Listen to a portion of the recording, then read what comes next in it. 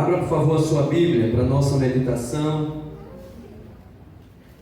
No livro de Neemias, nós vamos ler do verso 1 ao verso 11. Nós conhecemos a história de Neemias. Há alguns domingos, algumas semanas, não muitos meses, eu preguei sobre Neemias. Não aqui sobre esse momento inicial, mas sobre a sua missão. Neemias é o grande reconstrutor, ou o grande construtor desse período de reconstrução nacional em Israel. Neemias é o responsável pela condução de uma terceira leva de judeus no período pós-exílico. E tendo esses judeus que foram ao exílio retornado em duas levas anteriores, com Esdras, com Zorobabel, agora Neemias conduz um terceiro grupo e chega a Jerusalém, e a sua missão não era a reconstrução do templo, mas a sua missão era a reconstrução dos muros. Anos haviam passado desde o exílio, e anos haviam passado desde que a primeira leva e a segunda leva já haviam retornado, mas os muros continuavam destruídos. E quando Neemias começa a empreender aquele trabalho, motivando, mexendo com o brio, com moral e com a fé daquele povo, os inimigos samaritanos, liderados por Sanbalate e Tobias, se voltam contra ele. E a gente sabe, porque ficou clássica aquela ideia de que com uma mão eles trabalhavam na obra e com a outra eles impunham a espada, e Deus deu graça, deu mercê ao seu povo. Em 52 dias eles reedificaram o templo. Essa é a história. Missão cumprida. Sucesso. Deus ouviu a oração de Neemias. O verso 11 diz assim: Senhor, faz com que o teu servo seja bem sucedido, seja próspero, faz com que aquilo que eu tenho que empreender dê resultado. 52 dias, missão cumprida. Que bom, que homem bem sucedido. Pelo resultado final da sua missão, nós podemos dizer: Neemias foi bem sucedido. E quem não gostaria de ter uma experiência de sucesso? Quem não quer ser próspero? Essa palavra gera arrepio no nosso meio, no meio cristão, porque ela foi muito deturpada, ela foi esvaziada do seu conteúdo, pela teologia da prosperidade, que transformou prosperidade em sinônimo de resultado final, de riqueza, de saúde, de não enfrentamento de dificuldades. O próspero é aquele camarada que não importa o que ele passou, mas no final ele tem um belo apartamento na praia, 3 carros, vários empregados, e a gente diz: ele é próspero. A teologia da prosperidade esvaziou esse conceito e gerou certa repulsa nas igrejas mais sérias, nas igrejas históricas. No entanto, o conceito de sucesso e de prosperidade não é um conceito distante da verdade bíblica. Só que o conceito bíblico de sucesso e de prosperidade não é um conceito que olha para o fim apenas. Neemias não é alguém próspero, não foi alguém bem sucedido em sua missão porque ele orou para ser próspero e bem sucedido, porque nós agora sabemos que em 52 dias ele reedificou os muros e concluiu a sua missão. A prosperidade da perspectiva bíblica não é um produto final apenas, não é aquilo que nós colhemos lá no final apenas, não é apenas o saldo das nossas atuações. Na perspectiva bíblica, prosperidade não é apenas o fim, mas prosperidade é todo o meio, prosperidade é todo um processo. Neemias já demonstrava sinais de ser alguém próspero, bem-sucedido, bem-aventurado pelo Senhor, não porque em 52 dias ele edificou os muros, mas desde o início da sua missão ele já demonstrava características de alguém próspero, de alguém que naturalmente seria bem-sucedido, segundo a ótica bíblica, a ótica da teologia da prosperidade, que é um engano de Satanás, introduzido no meio da igreja. É uma ótica utilitarista na sua relação com Deus, que diz que eu só posso me entregar se eu receber da parte de Deus algo em troca. A ótica da teologia da prosperidade, ou da prosperidade pregada pela teologia da prosperidade, é a ótica de um pragmatismo barato, fútil, que não importam os meios, desde que no final eu tenha o bom resultado do meu coração. Isso é do inimigo, porque visando o resultado final, e qual é o resultado final? Uma igreja lotada, uma igreja cheia, templos faraônicos, mega ministérios, ministérios imperiais, a despeito do que se prega e do que se vive e do que se ensina acerca de Jesus, a despeito de qual Jesus aparece ali.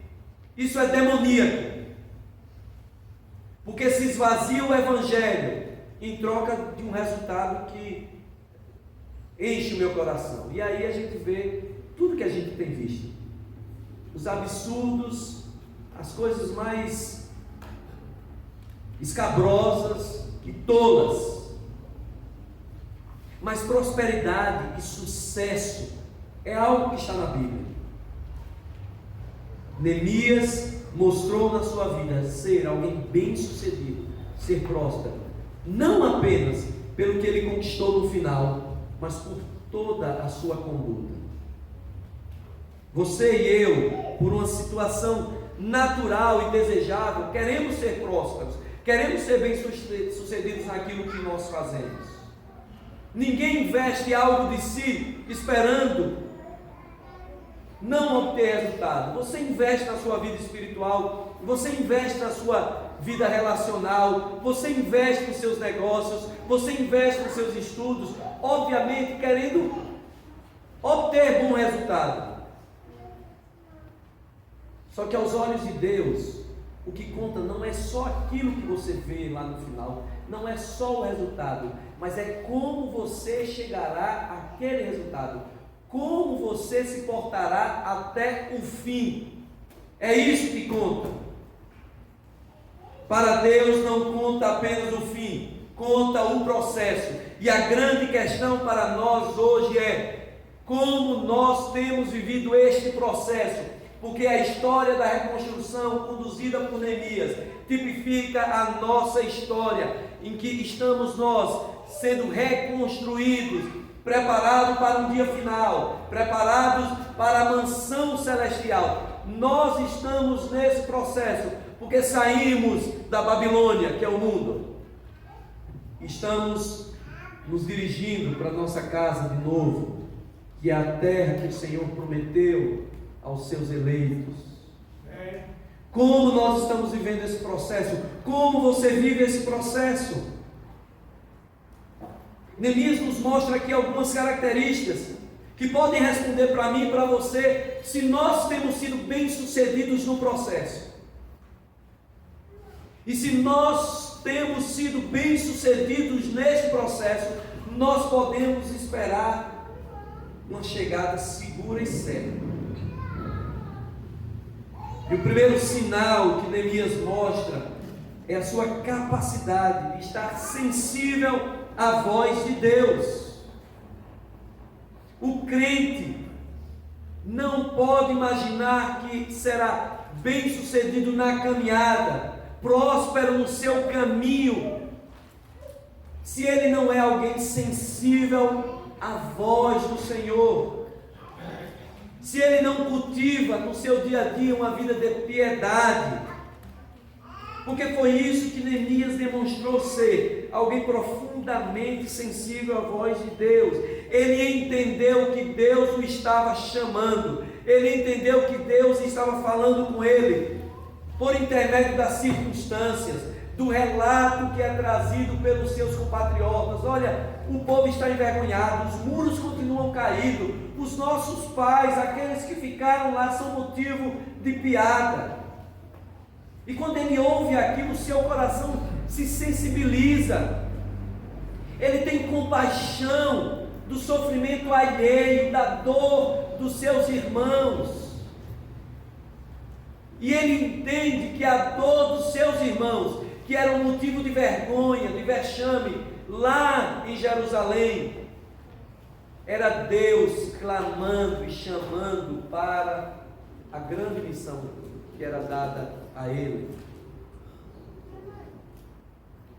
Nós somos prósperos quando somos sensíveis à voz de Deus.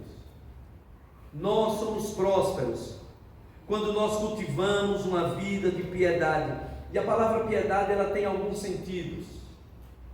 Piedade é inicialmente sinônimo de compaixão, de misericórdia em relação aos outros. Não é possível estar atento à voz de Deus quando nós somos surdos às vozes dos nossos semelhantes. É impossível dizer que se ouve a Deus quando o seu ouvido e meu ouvido não estão abertos para o clamor do aflito. É impossível ser alguém piedoso quando você não se comove, quando muitos ao seu redor estão gemendo, e não só das lutas desse dia a dia que nós vivemos, mas pelo maior gemido da humanidade, que é o homem longe de Deus. O crente de verdade, ele é sensível à dor do mundo, que caminha a passos largos para o inferno, se aquela pessoa não tiver o seu encontro pessoal e genuíno com Cristo. E você pode perceber que as pessoas estão caminhando para o inferno a passos largos, enquanto você goza da sua salvação tão alegremente e tão displicentemente com a realidade daquele que está ao seu lado. Há alguma coisa errada. Falar em missões, por exemplo, não é um ponto da agenda da igreja. Missões é a vida da igreja. A igreja é a igreja em missão. A igreja é a igreja em movimento. E nós não fazemos missões. Nós não precisamos fazer missões, melhor. Porque o nosso coração foi vocacionado para ir para os outros povos. Nós fazemos missões porque somos sensíveis à voz de Deus, que nos manda fazer missões. E aí vem o outro conceito de piedade, que é a obediência, respeito, consideração ao sagrado. A palavra de Deus manda respeito. Eu obedeço. Eu não preciso me comover para fazer missões. Eu não preciso ser tocado. Eu preciso simplesmente obedecer. Saber que há pessoas que precisam ouvir o Evangelho, e a minha disposição tem que ser aquela de estar sensível à voz de Deus pelo clamor dos homens. Neemias entende que o sofrimento dos seus compatriotas era a voz de Deus clamando. pelo tempo de restauração do seu povo. Você e eu precisamos estar sensíveis, cultivar a compaixão verdadeira, cultivar o respeito pelo sagrado. Piedade fala também de atos de devoção, de ritos e de fé. Fazer as coisas de Deus com seriedade. Não nos acostumarmos e acharmos que tudo que fazemos para Deus é coisa de só menos importância. Virmos ao culto com ânimo, com disposição, com anseio, com desejo, porque estamos indo ao culto, porque Deus vai falar conosco, porque Deus se agrada em ouvir os nossos louvores e receber a nossa adoração, porque é aquele encontro mais maravilhoso da semana. O mais maravilhoso que você faz não é encontrar a pessoa amada, não é ir para o shopping, não é encontrar sua turma de escola, não é fazer um churrasco, é ir para a casa do Senhor. Mas quando esse encontro se torna mais uma coisa, aquele simples bater de ponto, uma horinha, como eu sempre falo aqui, uma hora que muitos fazem assim mal e porcamente, porque fazem olhando no relógio, porque se exceder de uma hora o pastor já está pregando muito e já quer ir para casa porque tem outras coisas. Isso mostra que você se acostumou com o sagrado e que ele não tem nenhum valor para você. Isso não é piedade, isso não é sensibilidade à voz do Senhor. Mas respeito ao sagrado também a maneira como você cultiva a sua vida de fé na sua casa, sua vida devocional. Quanto tempo você ora? Quanto tempo você gasta lendo a palavra de Deus? Neemias era sensível à voz de Deus, e ele via que Deus falava pelas circunstâncias. E muitos de nós não sabem o que é a experiência de ouvir Deus falar, porque os seus ouvidos são surdos, porque são pouco trabalhados a isso. Jesus Cristo disse: as minhas ovelhas ouvem a minha voz, me seguem. Muitos não sabem que estão seguindo, porque nem reconhecem a voz do seu pastor, não são habituados. Se Deus fala, ele confunde essa voz com tantas outras vozes, porque não há intimidade. Não há intimidade. E se você acha que intimidade com Deus se constrói em 1 hora por domingo, isso não é nada. Você vai continuar insensível à voz de Deus, surdo à voz do Senhor, e nunca vai ter a experiência de ouvir a voz de Deus. E ainda vai se escandalizar quando alguém disser: Deus me falou. Porque é mais fácil criticar do que se empenhar para ter a experiência de quem busca a voz de Deus. Mas Neemias não era apenas sensível à voz de Deus, ele era próspero, porque ele era sensível ao seu próprio pecado. Se sensibilidade à voz de Deus fala de piedade, sensibilidade ao nosso próprio pecado, a nossa própria realidade, fala de temor. Vocês leram o texto comigo? Perceberam o teor da oração de Neemias? Em nenhum momento Neemias bate no peito e diz: eu determino que agora vai dar certo. Em nenhum momento ele põe Deus no canto dizendo: está na hora do Senhor me dar, porque a vitória é minha e ela tem sabor de mel. A minha vingança hoje tem sabor de mel, como diz aquela canção. Não tem uma canção que diz assim? Sabor de mel, sabor de mel. A minha vingança hoje tem sabor de mel. É, mas o conteúdo é de vingança, porque no final eles mudam. Presta atenção na história, a ideia dele é o cara vingativo. Estou agora, vou sair a forra, porque a minha vitória tem sabor de mel. Neemias não põe Deus no canto. Neemias não determina.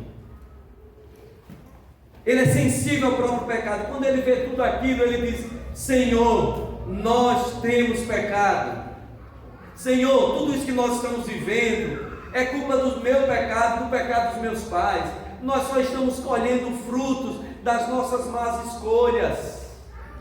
Senhor, tem compaixão de nós. O nosso povo é um povo muito idólatra. Hoje pela manhã aqui, nós pregamos sobre isso, a idolatria dos judeus, que sempre foi um povo idólatra, desde a saída do Egito, até o momento em que Ezequias vai lá e decide quebrar os postes ídolos. E quem estava lá no meio dos ídolos dos judeus, séculos depois?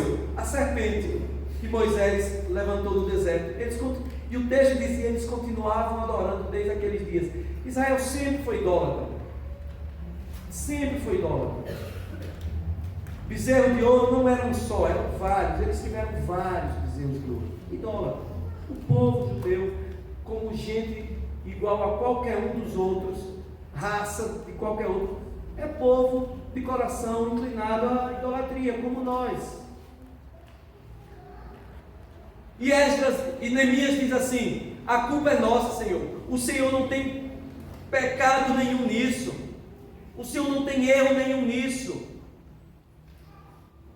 Ele expressa sensibilidade ao seu próprio pecado e ao pecado do seu povo. Isso é temor do Senhor. Você é uma pessoa próspera quando você vive o temor do Senhor. E temor aqui não tem um sentido negativo como medo, mas temor aqui tem um sentido positivo, como reverência. Implica em reconhecer que Deus é reto juiz. É isso que ele está dizendo: Senhor, Tu és reto em tudo. Isso tudo que nós estamos vivendo é disciplina do Senhor, é juízo do Senhor. A culpa é só nossa, meia culpa. A culpa é nossa. Perdoa-nos, Senhor. Nós somos prósperos quando o temor do Senhor é algo visto nas nossas vidas. E a palavra de Deus diz que o temor do Senhor é o princípio da sabedoria. E o temor do Senhor é apresentado como uma virtude que é trabalhada. Não é algo que vai acontecer, vai descer. Toma ali, o espírito de temor, pronto, foi transformado como mágica. O temor é algo que se trabalha com obediência e submissão. Nós precisamos trabalhar o temor em nossos corações. Nós precisamos ensinar o temor aos nossos filhos, não como medo de Deus, como muitos de nós foram criados. O Deus que nos foi apresentado é um Deus punitivo, o Deus das proibições, do pode, do não pode, o Deus que é resumido numa tabela de usos e costumes, e que está sempre pronto para te punir. Não é esse Deus. Isso não é temor, isso é medo. O amor lança fora todo medo. Temor é um senso profundo de respeito e um desejo profundo de conformar a minha vida à vida daquele a quem eu amo. Isso é temor. E nós amamos um reto juiz, e precisamos trabalhar em nós e em nossos filhos obediência e submissão. E a referência do temor para os nossos filhos é a maneira como nós lidamos com ele. Se nós ensinamos aos nossos filhos obediência e submissão, não só a nós, mas a toda figura de autoridade que o Senhor constitui sobre a vida dos nossos filhos, se nós ensinamos, nós estamos ensinando o temor do Senhor, porque de alguma forma, cada figura de autoridade compartilha esse atributo com Deus. Se você é mestre em retirar a autoridade de pessoas que têm autoridade sobre o seu filho, você está fazendo um desserviço para a educação do seu filho. Deus não vai ser temido por ela, assim como as autoridades não são temidas por ela. E muito certamente, em pouco tempo, você vai ser envergonhado, porque você também não vai ser temido por essa criança. Mas quando nós somos bem-sucedidos e temos esse sentido de temor, de pecado, que Neemias mostrou, a nossa postura é uma postura de humilde devoção e obediência. E nós vamos sendo trabalhados. Foi isso que ele fez. Senhor, nós pecamos, a culpa é nossa, o Senhor é reto juiz. Mas Neemias foi próspero, bem-sucedido, porque ele tinha um outro tipo de sensibilidade. Primeiro, ele era sensível à voz de Deus, piedade. Depois, ele era sensível ao seu próprio pecado, isso é temor. Mas por fim, ele era sensível à aliança do Senhor, isso é convicção. Você lê o texto e ele apela à aliança. Senhor, a culpa é nossa, mas lembre-se da aliança que o Senhor fez com o teu povo. Senhor, a culpa é nossa, mas lembre do que o Senhor falou com Moisés. O Senhor renovou a aliança com Moisés, a mesma aliança que tinha sido feita com Abraão, a aliança que tempos depois foi feita com Davi.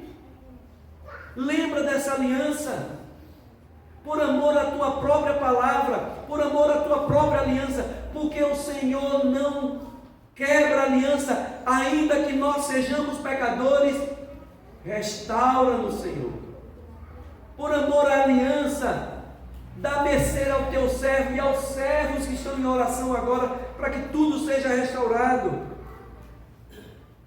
Neemias sabia qual era exatamente o seu lugar na aliança. Ele sabia onde estava, isso é convicção de salvação. Você é bem sucedido, meu irmão, quando você tem certeza da sua salvação, quando você é convicto de qual é o seu lugar na aliança.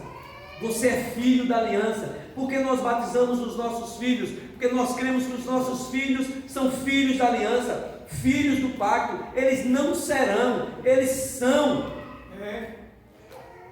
A promessa é para nós e para os nossos filhos, disse Pedro lá depois do Pentecostes.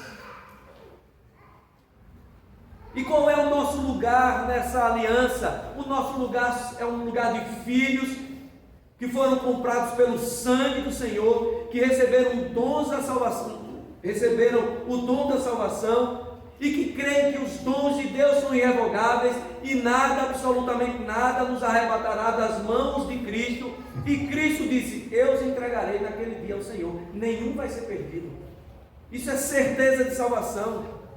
Você não está servindo a Deus para no final ser bem sucedido, se porventura angariar a salvação. Quem sabe eu estou aqui lutando, estou me esforçando por uma vida de santidade, para quem sabe no final merecer a salvação. Se é isso, você nem sabe o que é salvação. Você não vai merecer a salvação, porque você nunca mereceu. Você não vai conquistar a salvação, a não ser que você não seja salvo.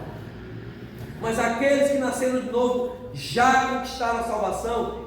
Isso é ato passado, já foram colocados na aliança. E é por amor a essa aliança que o Senhor nos persevera, nos faz sustentar no caminho até o dia final.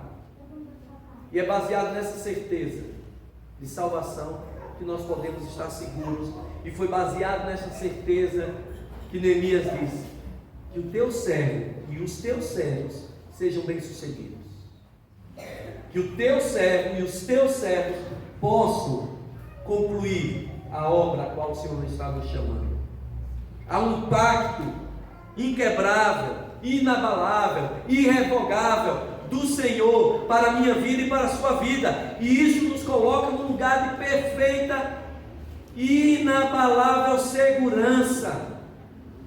E é baseado neste pacto, nesta aliança, que o Senhor já nos garante tudo aquilo que nós ansiamos lá no fim. E já nos garante a salvação hoje. Você não será próspero no final da sua vida. Você é próspero já, hoje, porque o teu nome está escrito no livro da vida. Porque hoje você já tem o seu lugar garantido na eternidade, independente do que você vai viver. Neemias é um exemplo de prosperidade bíblica. Neemias é um exemplo de sucesso à luz das Escrituras, mas não porque no final da sua missão, em 52 dias, ele reconstruiu um muro. Ele é um sinal, um exemplo de prosperidade e de sucesso, porque ele foi próspero dia após dia. todo o processo foi um processo de prosperidade. Prosperidade, segundo o entendimento bíblico, não é um produto final, é um processo. E a pergunta hoje é: como você está vivendo esse processo? Se você é sensível à voz de Deus, se você é sensível aos seus próprios pecados, e se você é sensível à aliança do Senhor, você é próspero. Independente do que você venha conquistar, você já é próspero, você já é rico, você já é bem sucedido. Que o Senhor aplique a sua palavra aos nossos corações e nos faça viver verdadeiramente como filhos prósperos e bem-aventurados da sua aliança. Amém?